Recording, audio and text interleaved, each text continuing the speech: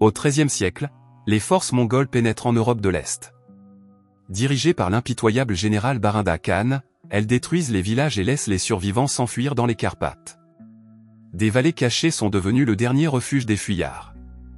Mais dans l'une de ces vallées, une nouvelle résistance était sur le point de s'éveiller. Le village était dirigé par Zaharkut, un ancien respecté et connu pour sa sagesse. Sa femme Rada le soutenait et était forte, à ses côtés dans toutes ses décisions. Ensemble, ils ont élevé 2 fils. Ivan, l'aîné, était calme et réfléchi, un leader naturel qui donnait l'exemple aux autres.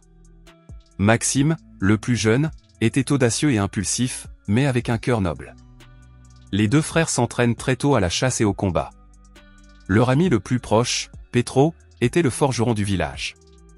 Bien que moins agressif que ses frères, son habileté à forger des armes et son courage au combat le rendaient inestimable. Les problèmes ne tardent pas à arriver. Les villageois retrouvèrent leurs moutons brûlés et leurs étables détruites. Tous les indices mènent à Tugerve, l'arrogant seigneur de GIC.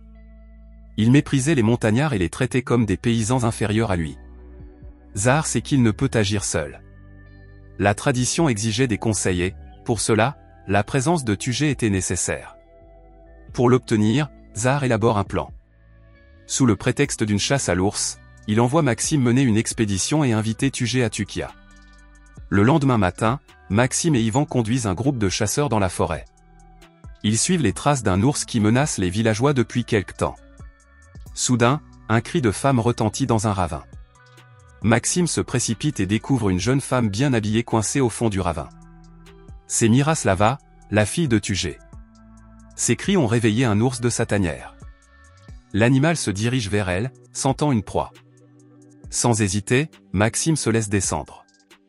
Une lutte brutale s'engage. Après une lutte acharnée, l'ours tomba. Miroslava est sauvée.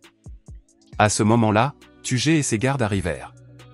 Tugé voulut emmener sa fille sans la remercier, mais Miroslava intervint en lui disant que Maxime lui avait sauvé la vie. Tugé demanda à Maxime quelle récompense il voulait. Maxime refusa les cadeaux et demanda plutôt la présence de Tugé à Tuklia pour aider à résoudre le conflit.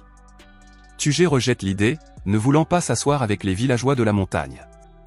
Miroslava intervint, insistant sur le fait que c'était le moins que son père puisse faire après son sauvetage. Tugé accepte à contre-cœur. Mais cette nuit-là, il l'enferme dans sa chambre, lui interdisant de prendre d'autres risques. Mais Miroslava n'est pas facile à maîtriser. Lorsque Maxime grimpe à sa fenêtre depuis le toit, elle est impressionnée par son audace. Le lendemain, il l'invita à la fête du village, ce qu'elle accepta. Lors de la fête, il la présenta à sa famille et aux villageois. Ceux-ci l'ont accueilli chaleureusement. La musique entraînante, les rires et le sens de la parenté étaient différents de ce qu'elle avait connu dans le monde privilégié de son père. Maxime lui a également raconté la légende de la grosse pierre sur le barrage du village. Selon la tradition, la pierre avait été un géant sage, maudit par la déesse de la mort pour garder la vallée pour l'éternité. Le lendemain matin, après le retour de Miroslava, Rada, Ivan et quelques villageois sont partis pour Korin afin de rencontrer les chefs voisins et former une alliance contre les Mongols. Maxime est resté chassé dans la forêt avec Petro. En chemin, un villageois paniqué sort de la forêt. Il s'était échappé de Korin et apportait des nouvelles d'horreur.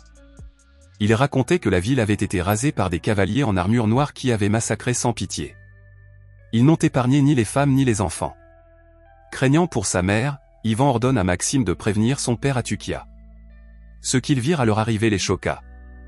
La ville, autrefois paisible, était en ruine. Au milieu de la dévastation, ils trouvèrent l'oncle de Maxime mortellement blessé. Dans ses derniers soupirs, il révéla que Rada et beaucoup d'autres avaient été capturés vivants. Quelques instants plus tard, il mourut. En suivant la piste, ils découvrirent un camp de raideurs où ils avaient été retenus prisonniers. L'endroit était brutal. Les prisonniers étaient torturés pour le plaisir. On leur enfonçait des flèches dans le corps pour s'amuser. Les 3 amis réagissent rapidement. Maxime a agi pour sauver sa mère, qui était traînée par un garde. Ivan et Petro se sont précipités pour briser les cages. Ils libèrent les prisonniers, dont un certain Bohan, au bord de la mort. Les prisonniers s'échappent, mais dans le chaos, Maxime perd le collier porte-bonheur qu'il porte depuis l'enfance. Épuisé, il se réfugie dans une grotte où un nouveau coup dur les attend. Rada a été profondément blessé à l'estomac. Malgré leurs efforts, ses forces s'estompent et elle meurt dans les bras de ses enfants. Au même moment, dans le camp mongol, Burin découvre le corps de son fils tué en sauvant les prisonniers. Sa fureur est d'autant plus grande qu'il aperçoit un collier serré dans la main du défunt, un indice qui le mènera au responsable. De retour à Tuklia, après l'enterrement de Rada, Tugé arrive comme promis. Mais au lieu d'honorer l'accord sur la tenue d'un conseil, il est venu expulser les villageois. Il a prétendu que la terre appartenait à Ligé, se référant à un accord signé uniquement à ses conditions. Zaha a rejeté cette revendication. Il défie Tugé de régler le différend par un duel. L'enjeu est clair. Si Tugé gagne, Tukia se soumettra à son autorité et Maxime servira d'esclave dans sa maison. Si Tugé perdait, il serait contraint de rassembler l'armée de Gala et de s'unir contre la menace mongole. Maxime s'avança pour se battre pour son peuple. Il utilisa sa vitesse et son agilité pour contrer la taille et la force de l'homme. Le lieutenant est vaincu. Mais Tugé n'a pas tenu parole. Il refusa de respecter les termes du duel et menaça de révéler l'existence de Tukia aux Mongols. Zahar le condamne comme un lâche indigne de respect. Ailleurs, Burinda Khan prépare sa vengeance. Il envoie une communication à Tugé, menaçant Miaslava s'il ne révèle pas à qui appartient le collier trouvé dans les mains de son fils. Peu de temps après, le lieutenant de Tugé rapporte de sombres nouvelles. Une grande force mongole avançait déjà vers Tuka. Le village n'a pas beaucoup de temps. Tous, femmes et enfants compris, se mobilisent pour défendre leur maison. Mais c'est alors que le piège se révèle. Les Mongols avaient été prévenus. Utilisant les informations fournies par Tugé, ils lancent une embuscade soudaine à partir de plusieurs directions. Le chaos éclate alors que les villageois, en infériorité numérique et encerclés, font face à toute la puissance de l'armée mongole. Peu après, Tugé arriva avec un message sinistre de Burinda Khan. Le général mongol les traquerait jusqu'au dernier villageois qui tomberait entre ses mains. Les flèches enflammées pleuvaient, en quelques instants, le bâtiment est englouti.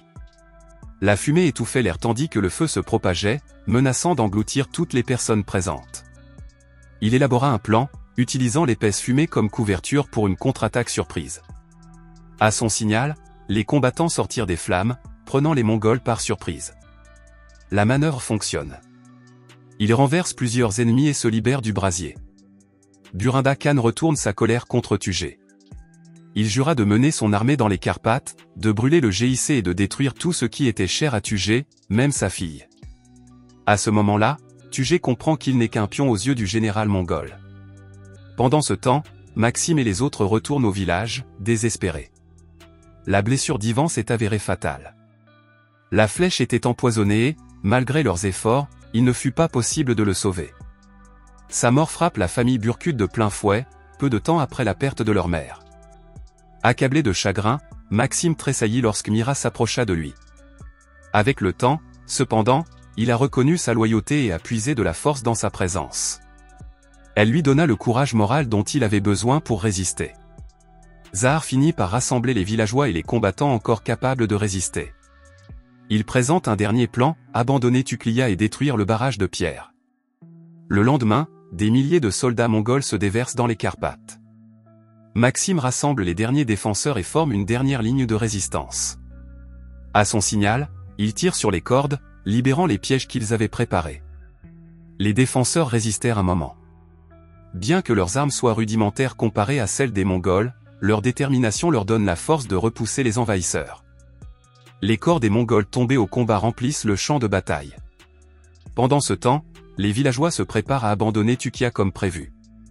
Au milieu du chaos, Maxime sauva un enfant, refusant de quitter le champ de bataille jusqu'à ce que les autres aient eu le temps de se rendre au barrage. Mais Tugé avait son propre plan. Il avait conçu un moyen de capturer Maxime vivant. Une fois fait prisonnier, Maxime fut contraint de regarder Burinda Khan menacer ses proches et promettre de détruire son village. Lorsque Zahar a appris la capture de son fils, il a continué. Il ordonne aux villageois de poursuivre le plan de destruction du barrage. Les flèches pleuvent, les obligeant à battre en retraite et donnant à l'ennemi le temps de renforcer son attaque. Les combats s'intensifient à chaque vague.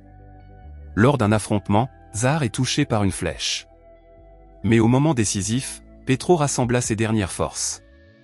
D'un dernier effort, il arracha la pierre massive de son emplacement. Le barrage s'effondre. L'eau se déversa dans la vallée avec une force irrésistible, balayant l'armée mongole en un instant. Seuls Burinda Khan et Tugé survécurent, s'accrochant à un rocher élevé alors que les eaux se déchaînaient sous eux. Ils retiennent toujours Maxime en captivité. Pendant ce temps, Miroslava réussit à mettre Zahar, sa belle-sœur et Bohan à l'abri.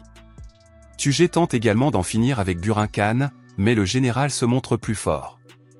Avant de s'effondrer, Tugé jette son épée sur Maxime, l'exhortant à se battre. Le général qui avait semé la terreur dans d'innombrables contrées tomba entre les mains d'un jeune homme issu d'un village de montagne. Non loin de là, Zahar est mortellement blessé. Dans son dernier souffle, il confie Maxime à Miroslava. Sa mort marque la fin d'une époque et le début d'un nouveau chapitre pour les survivants de Tuklia.